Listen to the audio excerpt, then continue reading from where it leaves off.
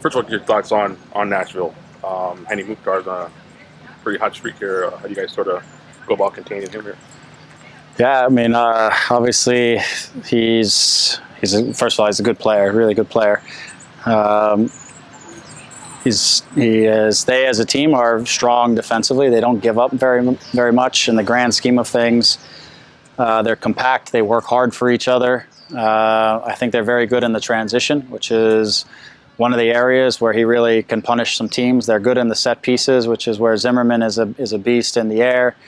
And so, between these different phases of the game, they're a dangerous team, and they found a rhythm. They've switched from what was a back three, back five earlier in the season to more of a 4-2-3-1, which has allowed them maybe another attacking player up the field, which has led them to get on a good streak. And I think they found a bit of a rhythm at home that maybe they couldn't find early on. It's weird sometimes. I've done it. Moving into a new stadium and the pressure of getting results in a new stadium sometimes can be heavy, but they've certainly, over this last stretch, have found a version of themselves that has been very successful. And obviously a lot of this action goes through Mukhtar and his clever positioning, the speed at which he can turn and make the game happen. And they've got Schaffelberg, who I know well from Toronto, who's given them some real speed and directness on the left side.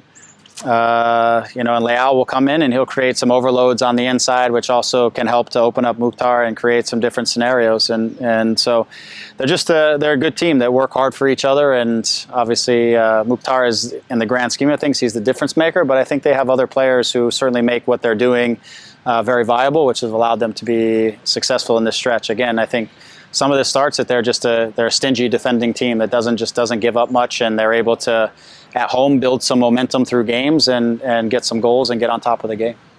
When you guys played them here, it was a different sort of game. It was the end of their trip. Yeah. I remember them sort of sitting back a lot. You expect a totally different game when they're playing. Yeah, it'll be different. I mean, they certainly will want to impose themselves when given the opportunity, and if they can find success in a higher press, then they will. But they don't. I certainly don't think that they feel like they need to be high in press. I feel like they, if they aren't getting value from being higher up the field and pressing you, then they'll sit and they're very comfortable in a mid or lower block.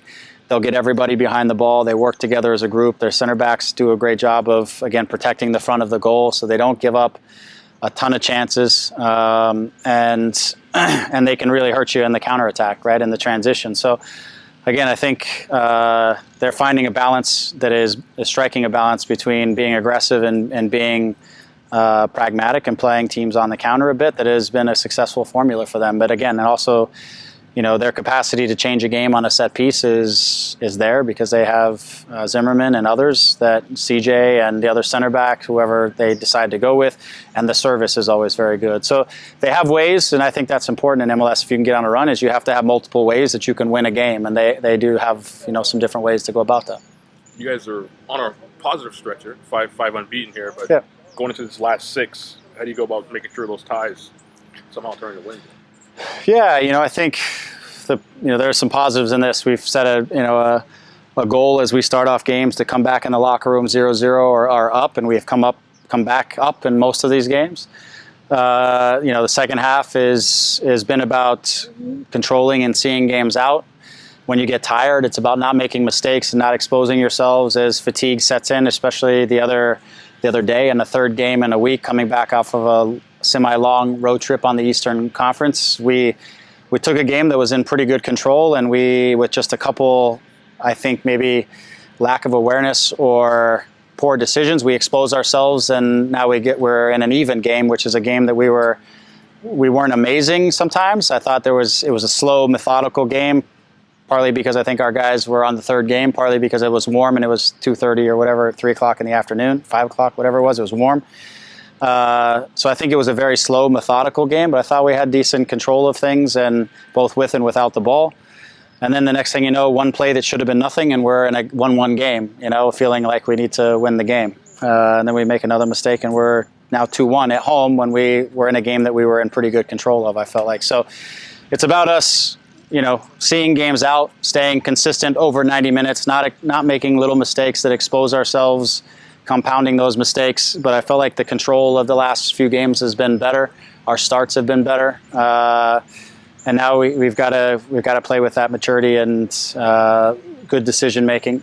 There's also just some opportunities where we could maybe get the second goal and tilt the bar a little bit more, and we failed in the final action a few times in that. So, look, it's the end of the season. Teams are in desperation mode. Teams are, some teams don't have a whole lot to play for, so they can do whatever they want.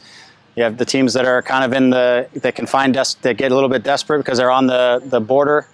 And you can find teams sometimes that are at the top that are maybe have let their foot off the gas a little bit because they're already in or whatever. So it's an interesting time. And what we have to do is stay disciplined, stay focused for 90 minutes, make sure that we take advantage of our opportunities, but we also don't expose ourselves unnecessarily through this stretch when these games can take various forms, over 90 minutes.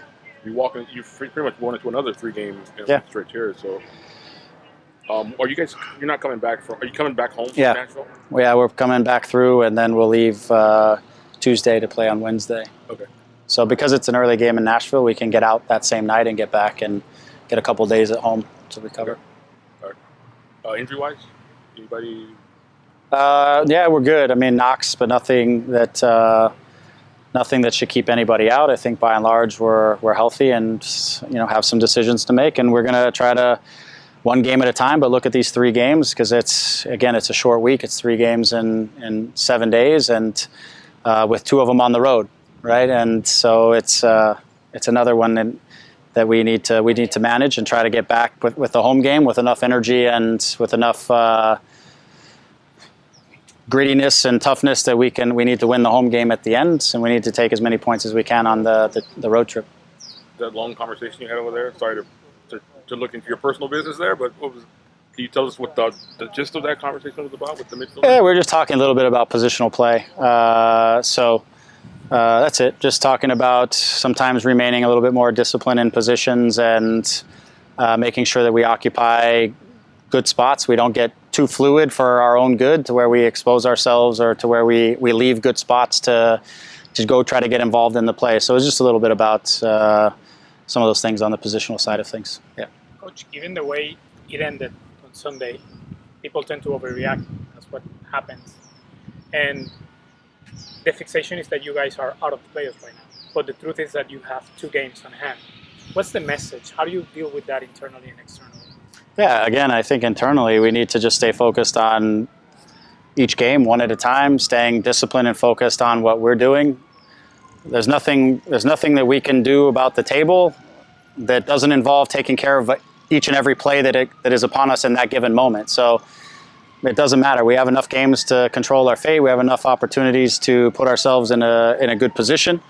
The reality is, again, as I was saying before, we need to stay focused on what we can concentrate on, and that's making sure that we make the right plays inside of the game, and that we continue to do what we've been doing in the first half and close out games in the second half. And so it's just about discipline and performance. You can't change results. I can't make us higher in the standings until we go out and play the games and we make sure we take care of each play. So, but I think we're in a position that we probably dropped. We maybe dropped 2 points this week, but I think other than that, it was a super successful road trip. I don't think we imagined we would take 6 on the road between New England and Toronto. So I think 4 was for sure a goal. We thought we could close out this one for 2 points. We didn't, but we still have every opportunity in front of us to keep our unbeaten streak alive and just turn some draws into wins and stay solid. That's it. But I think we've made some progress in terms of our group over the last couple of weeks. Lastly, it's the Galaxy, right? So for the last 4 of the last 5 seasons, the team hasn't reached the playoffs. So that's a conversation. Again, it's LA Galaxy, the biggest team, the most winning.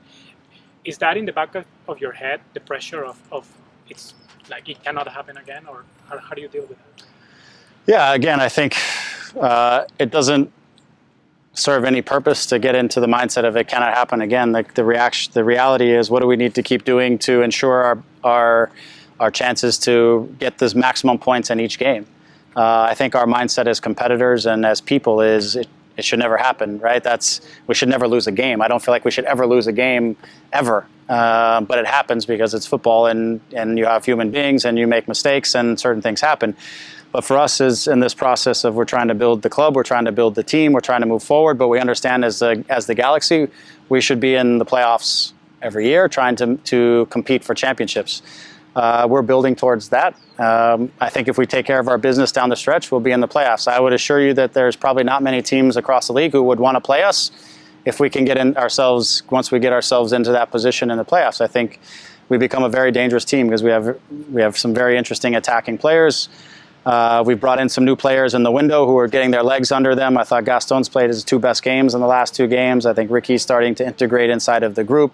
Martin is a guy that we're just got on the field who will start to go. So we keep adding pieces that are going to make our team better. We just need to get that to gel and close this season out in the right way, and get ourselves in a position to make a run at it in the playoffs. Thank you. Got it. Thank you.